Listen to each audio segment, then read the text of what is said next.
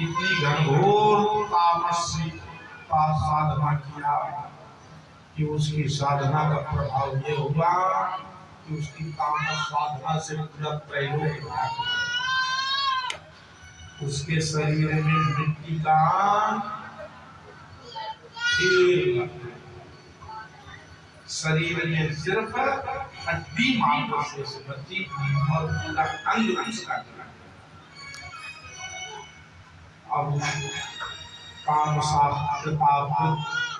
ब्रह्मा जी के पास पहुंची। ब्रह्मा जी के पास देवता लोग गिड़गिड़ाए। ब्रह्मा जी दर्शन देने के लिए आए। तमा सनंतु जगमां पारमेष्टं जगतपति भवाय श्रेयसे बुद्धि क्षेमाय विनयाय।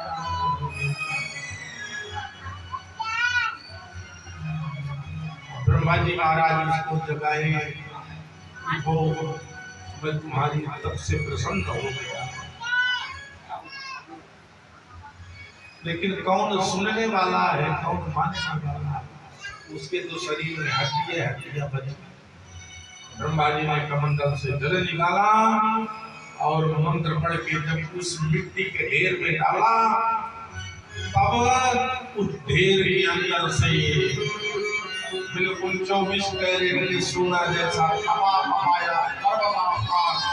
हिरण्याकर्षण प्रकट हुआ। सामने ब्रह्मदेव को देखा। ब्रह्मदेव को देखकर लंबा साष्टांग प्रणाम किया।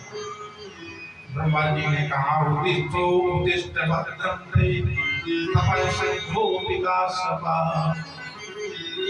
मैं तुम्हारे तप से बहुत खुश। तुम्हारी जो इच्छा हो मुंह मांगा वरदान मांगा। बड़ा प्रसन्न हुआ। बोले ब्रह्मा जी मुझे आप अमर कर दो।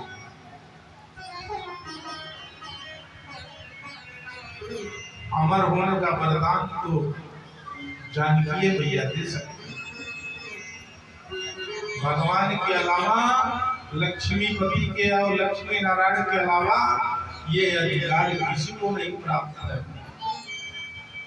लक्ष्मी जी ही बिना मांगे कहती हैं, अजर अमर गुण निधि सुत हो करो बहुत रघुनायक। 10,000 वर्ष की तपस्या किया, वचन भी दे रहे हैं जो इच्छा हो सो वरदान मांगो। बोले मुझे अमर कर दो। ब्रह्मा जी ने कहा, अमर तो अपने राम नहीं है, तो तुम्हें कैसे अमर कर? ब्रह्मा जी भी इंद्र वरुण कुबेर यमराज कोई अमर नहीं है। सबकी समय सीमा बंधी हुई। हम आप मनुष्य की आयु में 100 साल के हैं, वो लोग देव आयु में 100 साल के। ब्रह्मा जी की भी आयु 100 साल की ही है, लेकिन जो हमारे आपके साल हैं, उस साल में उनका एक क्षण नहीं बीतता। हमारे जब 1000 बार बीतते हैं, सतयुग त्रेता द्वापर कलयुग, तब ब्रह्मा जी का एक दिन बीतता। सहस्र युग पर्यंतम ब्रह्मणो दिन उच्यते। सहस्र युग यानी सतयुग त्रेता द्वापर कलयुग, ये कितने बार? 1000 बार बीतते हैं तो ब्रह्मा जी का एक दिन होता। हमारा आपका जब 1 साल बीत, जैसे उत्तरायण दक्षिणायन में होते हैं, जैसे इस समय हुआ ना, क्या हो गया? बोले सूर्य नारायण दक्षिणायन। अभी वो हुई है ना, क्या एकादशी सब लोग व्रत रहे हैं। कौन वाली? बोले विष्णु सैनी। विष्णु सैनी हुई, भगवान सो गए, देवता सो गए। तो देवता सो गए तो क्या हुआ? बोले अब किसी को सोते हुए बुलाओ तो आएगा क्या? कोई सो रहा हो उसको बुलाओ तो सुनेगा। इसीलिए देवताओं का आह्वान किया जाएगा, तो वो तो सो रहे हैं। तो इसलिए भैया क्या करना चाहिए? बोले शादी विवाह नहीं करना चाहिए। जितने संस्कार युक्त कर्म है नहीं करना चाहिए। क्यों? देवता लोग सो रहे हैं, कैसे बुलाया जाएगा? देवता लोग जगते का बना। जब मकर की संक्रांति होती है। अच्छा, हम आप कब जगते हैं? सवेरे जब सूर्योदय होता है। लेकिन एक बड़े रहस्य की बात है कि हम आप जब जगते हैं तो ब्रह्म वेला का समय कब होता है? ब्रह्म वेला का समय होता है सूर्योदय से 2.5 घड़ी पहले। वो ब्रह्म वेला का समय होता है, साधना का सर्वोत्तम समय होता है। उसी तरह देवता लोग कब जगते हैं? देवता लोग मकर में जगते हैं। तो जो धनु संक्रांति होती है, जिसको सारा संसार खरमास मानता है, वो देवताओं का क्या है? देवताओं का ब्रह्म वेला का समय। जो पूष का महीना होता है, धनु की संक्रांति होती है, वह देवताओं के ब्रह्म वेला का समय होता है। तो साधना का समय 24 घंटे में ब्रह्म वेला का समय सर्वोत्तम होता है। इसलिए उस चैत्र धनु के मास में, उस पूष के महीने में वैष्णव लोग क्या करते हैं? बोले सारे संसार के शादी विवाह यज्ञ अनुष्ठान सब बंद होते हैं, लेकिन वैष्णव स्थानों में उसी समय 1 महीने तक धनुर्मास चलता है। यानी भगवती गोदा रानी का भगवान श्री रंगनाथ जी के साथ विवाह हुआ था, और विवाह उत्सव हम लोग 1 महीने तक मनाते हैं। इसलिए सवेरे गोदा माली की आरती होती है। गोदा माली के लिए विशेष संगोष्ठी, कुछ ना कुछ नया नवीन भोग भगवान को लगाया जाता है। सवेरे गोष्ठी वितरण होती है। गोदा जी की 30 पार्श गीत होते हैं। तो 30 गीत, एक गीत रोज भगवान के दरबार में भगवती गोदा रानी की प्रसन्नता के लिए सुनाया जाता है। जैसे त्रेता में जानकी मैया प्रकट हुई थी कहाँ? जनक जी के यहाँ। वैसे कलयुग में भगवती लक्ष्मी जी विष्णु चित्त स्वामी के यहाँ प्रकट हुई थी गोदा में। और आज भी दक्षिण में आडम्बर नाम से उनकी पूजा होती है। उत्तर भारत में उन्हीं को गोदा उत्सव के नाम से मनाया जाता है। रामदेशी में भी होती है। हमारे यहाँ जितने भी वैष्णव स्थान है रामानुजी परंपरा के, सभी स्थानों पर किस समय होती है? बोले धनुर्मास में, जिस समय सारा संसार मनाता है कि काटना। ये क्या है? बोले कि ये खरमास है। तो ब्रह्मा जी बोले कि भैया अमर तो अपने राम जी नहीं है, अमरता के अलावा कोई दूसरा वरदान दो। तब जनक सब ने कहा कि तब एक नहीं अनेक वरदान। बोले हाँ चाहिए, मान लो। वरदानों की बौछार लगा दिया। न दिन में मरूं, न रात में मरूं, न नीचे मरूं, न ऊपर मरूं, न घर के भीतर मरूं, न बाहर मरूं, न अस्त्र से मरूं, न शस्त्र से मरूं, न गीली वस्तु से मरूं, न सूखी वस्तु से मरूं।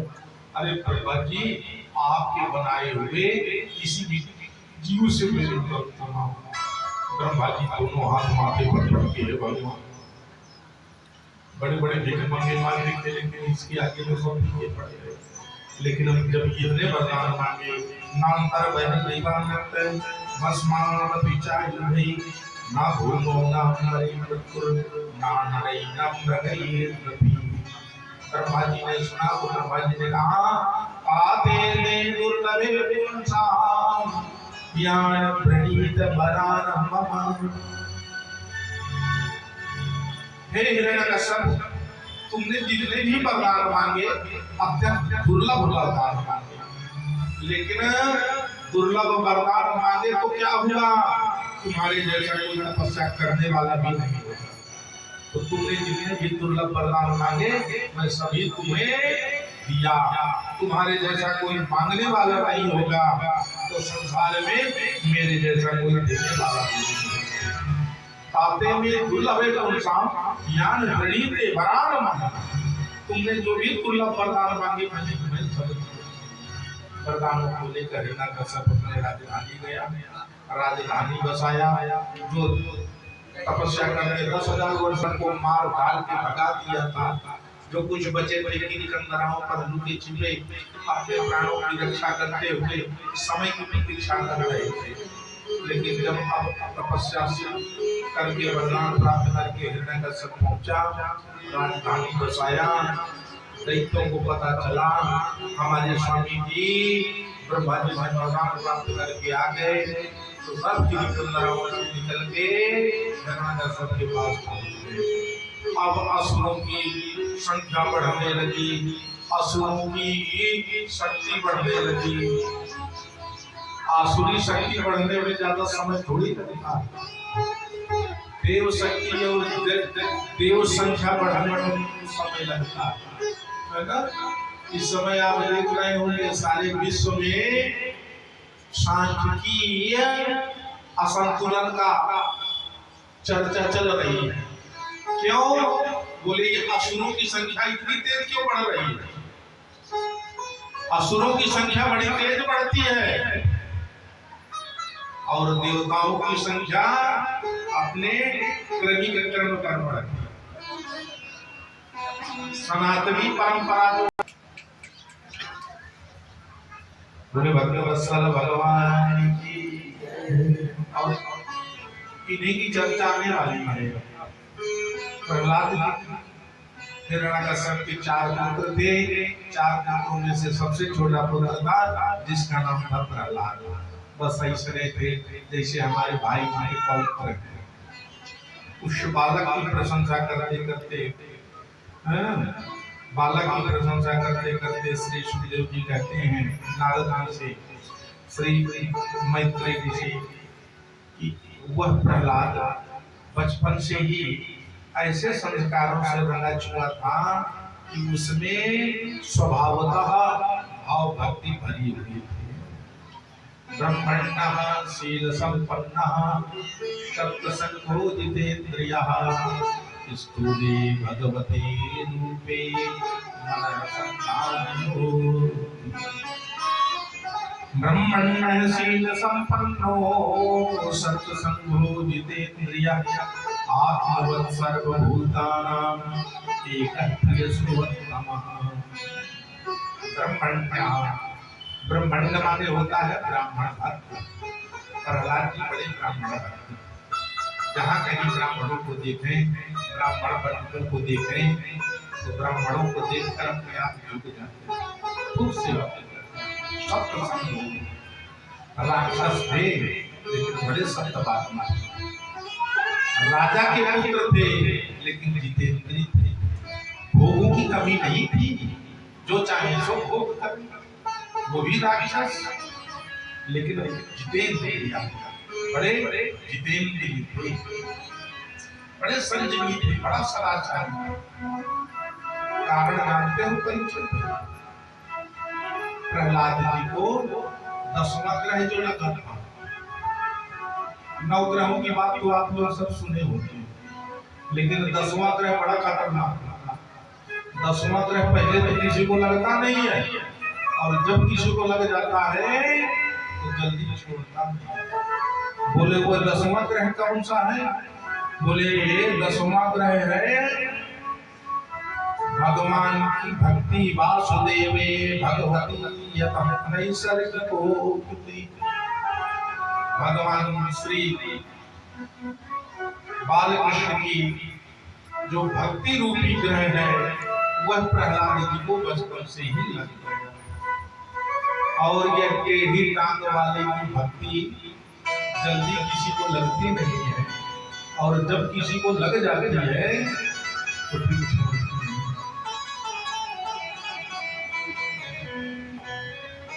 9 ग्रहों का उपाय पंडित लोग बताते हैं। किसी को शनि परेशान कर रहा हो, मंगल परेशान कर रहा हो, राहु केतु परेशान कर रहे हो, ज्योतिषियों के जाओ, पंडितों के पास जाओ, पंडित लोग उपाय बता देते हैं। जब करो, दान करो, हवन करो, ग्रह का निदान हो जाता है, ग्रह शांति भी हो जाती है। लेकिन 10वां ग्रह जिसको लगता है वो जल्दी शांत नहीं होता। कृष्ण ग्रह ग्रहीता भगवान के भक्ति का ग्रह उसको लगा।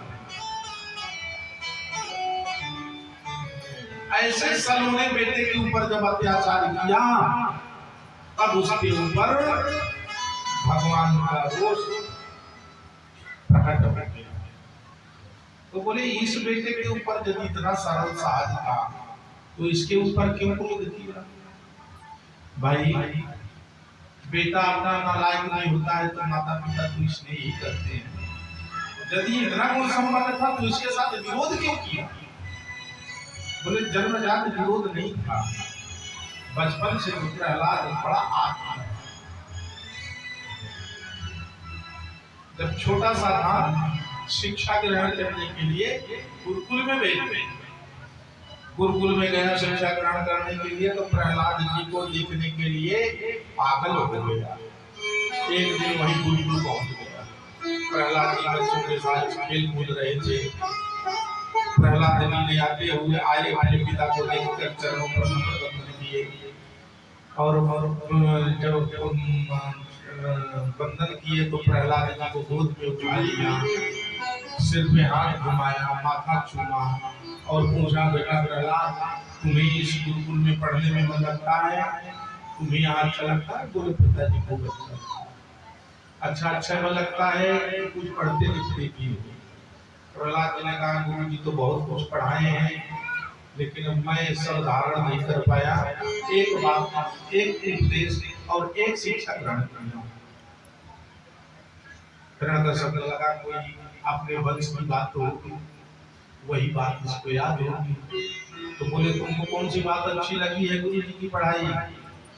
प्रहलाद जी ने कहा एक बात अच्छी लगी। क्या? प्रहलाद जी से जब बार बार पूछे तुम्हें जो अच्छी लगी है वो बात बताओ। प्रहलाद जी ने कहा, पिताजी मुझे गुरु जी की बताइए बात अच्छी। तत्साधुमन्ये सुरवर्यदेहिना सदा समुद्र में दिया सतगृहान हित्वात्मपादं गृहमन्यकूपं वने गते यदि हरिनाश्रयेत। पिताजी तत्साधुमन्ये, साधु माने श्रेष्ठ, मैं इसी बात को श्रेष्ठ मानता हूँ। क्या? तत्साधुमन्ये सुरवर्यदेहिना, सुरवर्य, सुर माने देवता, वर्य माने इच्छा, कि देहिना मानव शरीर की इच्छा देवता भी करते हैं लेकिन देवताओं को मिलता नहीं। तत्साधुमन्ये सुरवर्यदेहिना सदा समुद्र दिया असदगृहान, लेकिन मानव देह मिलने के बाद, सूर्यवर्य मिलने के बाद, इतना दुर्लभ देह मिलने के बाद हम मानव करते क्या है? सदा समुद्र उद्विग्न, सदैव उद्विग्न रहते हैं। उद्विग्न मतलब अशांत रहते हैं, चित्त स्थिर नहीं रहता, उदास रहते हैं। क्यों? असत बोले असत का हमने आश्रय लिया। ये जो घर गृहस्थ है, ये जो संसार है, ये क्या है? बोले असत से चारों तरफ घिरा है। तो बोले अपने आत्म कल्याण करने के लिए हित्वा माने गिर गए। कहाँ गिर गए? बोले आत्मकूपम, वो है जो जगत रूपी कूप है ना, इस संसार में गिर के आत्महत्या करने से पहले अगर जो पता चल जाए, हित्वा नपातम गृहमन्यकूपम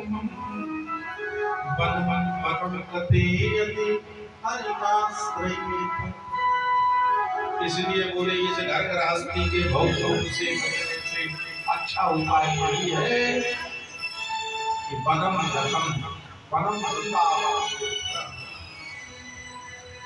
क्यों करो? बोले हरि आश्रय, एकांत में जाकर भगवान के चरणों का आश्रय ले। मैं कोई गुरु जी से यही बात पढ़ता था, और जब ऐसी भक्ति को सुना तो हृदय सबका तो माथा पड़ा, इसको मेरे शत्रु के भक्ति का रूप। प्रहलाद जी दौड़े दौड़े गए, गुरु जी को भेजे, जैसे संडा मरना को पता चला शुक्राचार्य के बेटे थे दो, संडा और अमर। संडा मरना कहते हैं। गुरु जी को जाकर बताए, पिताजी आए हुए हैं। गुरु जी दौड़े दौड़े आए, बड़ा स्वागत सत्कार औपचारिकता दिखाए। अरे सरकार खड़े थे वहीं, चलिए चलिए चलिए ऑफिस में चलिए। बोले वो सब शिष्टाचार मुझसे मत करो, मेरे बेटे को क्या पढ़ा रहे हैं? बोले आपके बेटे को तो वही पढ़ाया जा रहा है जो आपने शिक्षा गमाने गणेश जी पढ़ाया जाएगा। बोले गमाने गणेश जी पढ़ाने से क्या होगा? सांप्रदायिकता फैल जाएगी। तो बोले क्या पढ़ाया जाए? बोले मैंने गमाने गधा। हाँ ये क्या है? बोले ये सेकुलर। यही शिक्षा तो चल रही है। गमाने गणेश जी पढ़ाओगे तो सांप्रदायिकता फैल जाएगी, फिर माने गमाने गधा पढ़ाने से सेकुलरिज्म सुरक्षित रहेगा। इसलिए वही शिक्षा उस समय की थी जो शिक्षा नीति निर्धारित किया। बोले मेरा बेटा मुझे शिक्षा दे रहा था कि हित्वा ग्रहमंडकूपम वनम गतम यदि हरिनाश्रयेत। नहीं तो हमारे यहाँ तो कोई ऐसा पाठ नहीं। तो बोले जब तुम्हारे यहाँ पाठ नहीं है, तुम पढ़ाए नहीं हो, तो मेरे बेटे को पढ़ाता कौन है? मैं भेजा तुम्हारे यहाँ हूँ और पढ़ाई किसी और के यहाँ करे। मैं विद्यालय की ग्रांट बंद कर दूंगा, ताला बंद लगवा दूंगा। अब दौड़ा नहीं महाराज, ऐसा नहीं होगा। अब हुआ सो हुआ, अब ऐसी नहीं होगी। समझा बुझा के सब चला गया। अब वो बेचारे डरे कि ये तो हमारा भंड है, हार करते हैं। पता चला तुम्हारी जांच हो जाएगी, ताले बंद हो जाएगा, क्या होगा? इसलिए घबरा कर संडा मर्द ने प्रहलाद जी को बुलाए, विभिन्न प्रकार से समझाते हैं। समझाने पर प्रहलाद जी महाराज भगवान को प्रणाम करके उनकी बुद्धि को नमन करते हैं। बड़ा क्रोध आता, किसी तरह से फुसला के प्रहलाद जी को शांत करते हैं। दैत्येंद्र चंदन बने जातो यम कंटका धूमा। दैत्येंद्र चंदन बने, बोले देखो हमारे यहाँ असुरों का कैसा वंश है?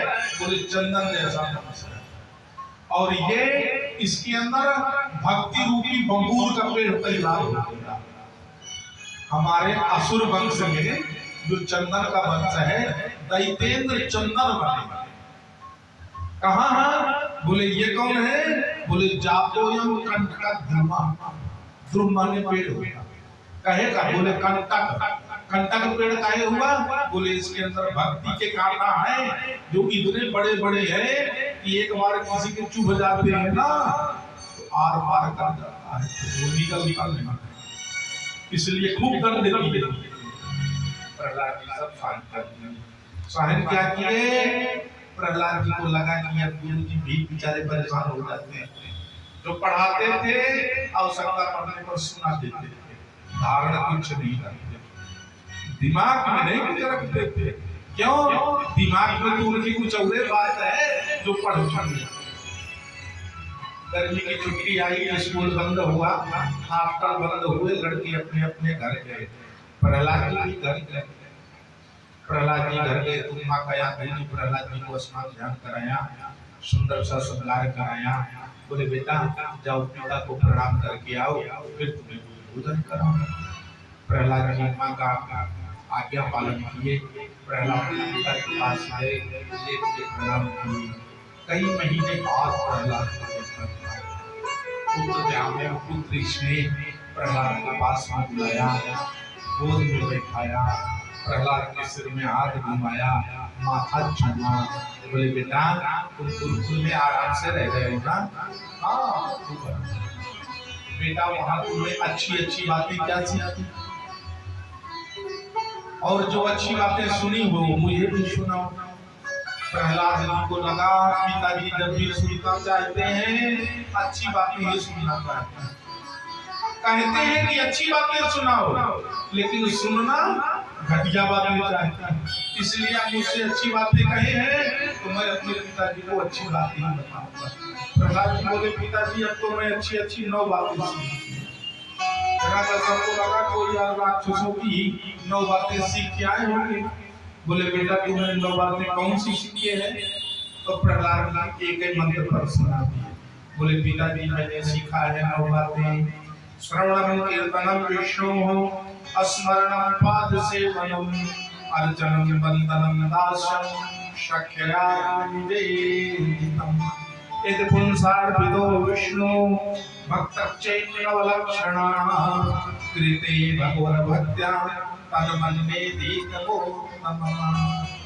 जैसे श्रवणम से लेकर आत्मनिवेदन तक के बीच के सभी 9 भक्तियों को वर्णन करके बोले इन 9 में से कोई एक भक्ति भी चली जाता है जीवन सार्थक हो जाता है। 9 भक्तियों को सुनते ही प्रहलाद क्रोध से पटक दिया, ज्ञान से तलवार निकाला और गुरु जी के गले पर रख दिया। अरे मूर्खो मूर्खो, खाते मेरा हो और शिक्षा मेरे दुश्मन की देते हो। अब मैं तुम्हें छोड़ने वाला नहीं। मेरे नन्हे से बेटे को ये तुम्हें क्या उल्टा कर शिक्षा दे? हमारे क्रोध की काम करें महाराज, जो दंड देना हो दीजिएगा, लेकिन फरियाद हमारी भी सुन लिया जाए। हाँ बताओ। संडा मर के बोले गुरु जी महाराज क्षमा करिएगा, आपके बेटे को ना हमने पढ़ाया है न किसी ने पढ़ाया। फिर बोले ये पढ़ाया ही जगत। नाम प्रणीतम न परम प्रणीतम सुतो वदन्ते से शत्रु नैसर्गिकीयं मतिरसराजं नियच्छमनु कदलामान। आपका बेटा पढ़ा पढ़ाया ही जन्म लिया है, नैसर्गिक भक्ति है। अब जब नैसर्गिक भक्ति की बात सुने तो प्रहलाद की तरफ उठे लाल लाल आंखें क्रोध के मारे बहुत अपने आप को समझाया क्या करें। इसके अंदर भगवान विष्णु की, मेरे शत्रु विष्णु की भक्ति रूपी रोग लग गया और रोग बड़ा खतरनाक है। कोरोना का रोग देखे हैं ना सब लोग, छुआछूत का रोग होता है कि नहीं होता? बोले कहाँ इसके जीवाणु है? बोले अगर तो कोरोना वाले के सामने बैठ जाओगे उसके श्वासों से बात करने से वैसे भक्ति का रोग होता है। भक्ति का रोग संक्रमित होता है। रोज पुजारी के पास आने लगो राधा कृष्ण मंदिर, तो हरे राम राम राम हरे हरे की आदत डाल ही थी। कोई एक सच्चा साधु महात्मा आके टिक जाए ना, चंदन लगाना, माला पहनना, राम नामी ओढ़ना, हरे राम हरे कृष्ण कहना, ये सब अपने आप संस्कार है। इसलिए यह रोग क्या करना चाहिए? पहले तो करना चाहिए कि रोग से दूर रहना चाहिए। कदाचित किसी को रोग लग जाए, कोई इलाज ना हो पावे, अनेकों की रक्षा करने के लिए रोग ठीक ना हो तो रोगी को ही टीका में लगा देना चाहिए। क्यों? अन्य लोग तो संक्रमण होने से बच जाएंगे। हिरण्यकश्यप कहता है कि ये मेरा बेटा है, बेटा आत्मज होता है, बहुत लाडला है, बहुत दुलारा है, लेकिन क्या करूं, इसको मेरे शत्रु की भक्ति जो आ गई, यदि यह दूर नहीं होगी मुझे इसको टिकाने लगाना ही पड़ेगा। किसी के हाथ में कैंसर हो रहा है, कैंसर का इलाज नहीं होता है तो डॉक्टर क्या कहता है? सारे शरीर की रक्षा करने के लिए हाथ कटवाना पड़ेगा। कितना प्यारा होता है, अंग है अपना, बिना हाथ के कोई जीवित रह पाएगा? सारा दिनचर्या उसकी अस्त-व्यस्त हो जाएगा। लेकिन रोग है, कैंसर है, डॉक्टर ने कह दिया है कि सारे शरीर की रक्षा करना है तो हाथ तुम्हें कटवाना पड़ेगा। वैसे प्रहलाद मेरा बेटा है, मेरा पुत्र है, मेरा आत्मज है, लेकिन क्या करूं, इसको भक्ति रूपी ऐसा कैंसर हो गया है कि समूचे वंश की रक्षा करने के लिए इसको ठिकाने लगाना है। अनेक उदाहरण दिया और और जितने भी असुर हैं सबको निर्देश दिया जितना जल्दी हो छोटी करने लगा। अब असुरों को चाहिए मारने के लिए प्रहलाद का विभिन्न प्रकार की यत्न होने लगे। दिग्गजय निगंध शोकैश्च अविचारारवाणुतैः। भागवत ने तो यही दो मंत्र बता दिए। दिग्गजय हाथियों से कुचलाया है,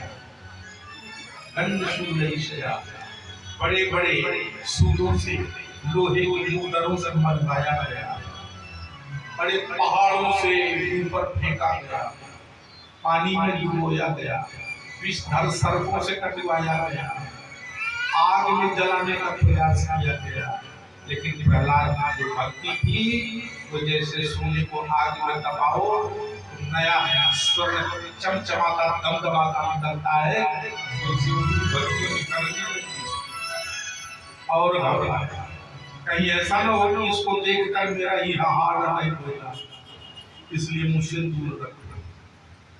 कहाँ संध्या वर्ग बोले आप घबराइए नहीं, गुरु जी भ्रमण करके आएंगे, ऐसा ज्ञान देंगे कि इनकी भक्ति सब गायब हो जाए।